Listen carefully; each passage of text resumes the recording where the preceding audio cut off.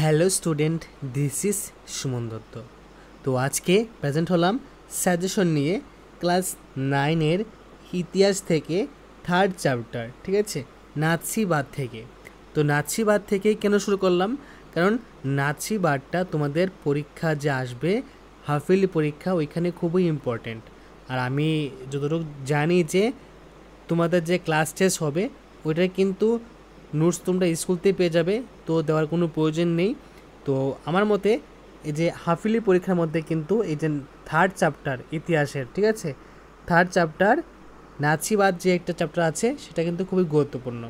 ওইখান থেকে আজকে আমি তোমাদেরকে কিছু গুরুত্বপূর্ণ একের মান দেবো, যেগুলো তোমরা পড়ে যাবে, আশা করি এখান থেকে কমন পড়ে যাবে। ওকে, তো প্রথম প্রশ্ন, স্যাডনারের যুদ্ধ সংঘটিত হয় 1870 খ্রিস্টাব্দে। ত্রিশক্তি চুক্তি এর সদস্য দেশগুলি হলো অস্ট্রিয়া, জার্মানি, ইতালি। তারপর আছে এখানে ইঙ্গো ফ্রান্স চুক্তি স্বাক্ষর হয় কবে? ইঙ্গো ফ্রান্স চুক্তি স্বাক্ষরিত হয় 1904 সালে। ইঙ্গো রুশ চুক্তি স্বাক্ষর হয় কবে? 1907 সালে। তো আমাদের এটা মনে রাখা উচিত যে ইঙ্গো ফ্রান্স বললে 1904 আর ইঙ্গো রুশ বললে 1907। তো এটা কিন্তু খুবই একটা কমপ্লিকেটেড প্রশ্ন, একটা না দুইটা এখানে।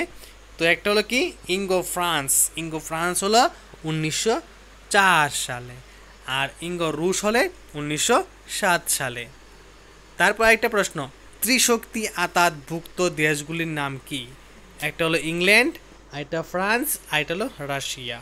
ত্রিশক্তি আতাতভুক্ত দেশগুলির নাম কি? England, France, Russia. তো ত্রিশক্তি আতাত দেশগুলির নাম কি? England, France, Russia. তারপর দেখো আছে কি, মরক্কো সংকট হয়েছিল 1905 খ্রিস্টাব্দে, আর আগাদির সংকট 1911 খ্রিস্টাব্দে। মরক্কো হলো 1905 খ্রিস্টাব্দে, আগাদির সংকট হলো 1911 খ্রিস্টাব্দে। তো এখান থেকে তোমরা এক কথা উত্তর পেয়ে যাবে 4টা, মানে তোমাদের পরীক্ষা এখানে এক কথা উত্তর আসবে 4টা, ঠিক আছে? তাই সবাইকে আমি রিকোয়েস্ট করব এখানে দেওয়া এমসিকিউগুলি বা এক কথা উত্তরগুলি ভালো করে শিখে রাখবা। তো বিশ্ব রাজনীতি তথ্য প্রচার করেছিলেন কাইজার দ্বিতীয় উইলিয়াম।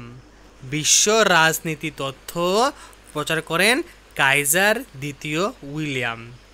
14 দফা শর্তের প্রবর্তক ছিলেন কে? Woodrow Wilson. ইনি ছিলেন আমেরিকার রাষ্ট্রপতি। 14 দফা শর্তের প্রবর্তক ছিলেন উড্রু উইলসন, ইনি ছিলেন আমেরিকার রাষ্ট্রপতি। জাতিসংঘের প্রথম মহাসচিবের নাম কি? Sir Eric Drummond. অক্ষশক্তিভুক্ত দেশগুলি হলো জার্মানি, জাপান, ইতালি, ঠিক আছে? গুস্তাভ স্ট্রেটসম্যান ছিলেন পূর্বতন জার্মানির প্রেসিডেন্ট। ভার্সাই সন্ধিকে ঐতিহাসিক E.H. কার একটি জবরদস্তিমূলক চুক্তি বলছেন?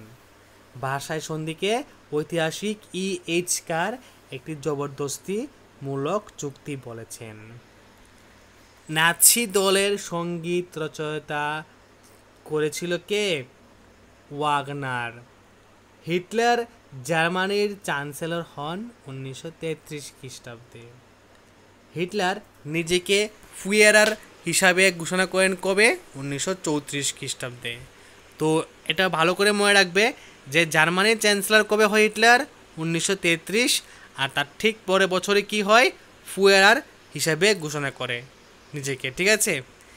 তারপর দেখো, আয়রন ক্রস উপাধি কে লাভ করেন? হিটলার। মিউনিক চুক্তি স্বাক্ষরিত হয় কবে? 1938 সালে। 1939 খ্রিস্টাব্দে 3 সেপ্টেম্বর দ্বিতীয় বিশ্বযুদ্ধ শুরু হয়। 1939 খ্রিস্টাব্দে 3 সেপ্টেম্বর দ্বিতীয় বিশ্বযুদ্ধ শুরু হয়। নাৎসি দলের প্রকৃত নাম জাতীয় সমাজতন্ত্রী জার্মান শ্রমিক দল। জাতীয় সমাজতন্ত্রী জার্মান শ্রমিক দল। এই দলের প্রতীক কি ছিল? একটা স্বস্তিক চিহ্ন। তুমি কীভাবে বানাবে এটাকে? এভাবে বানাবে, এভাবে গিয়ে এভাবে বানাবে, ঠিক আছে। এই স্বস্তিক চিহ্ন ছিল নাৎসি দলের জাতীয় প্রতীক। হিন্ডেনবার্গ ছিলেন জার্মান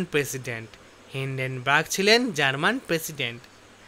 অ্যানাবলিং অ্যাক্ট পাশ হয় 23শে মার্চ 1933 খ্রিস্টাব্দে।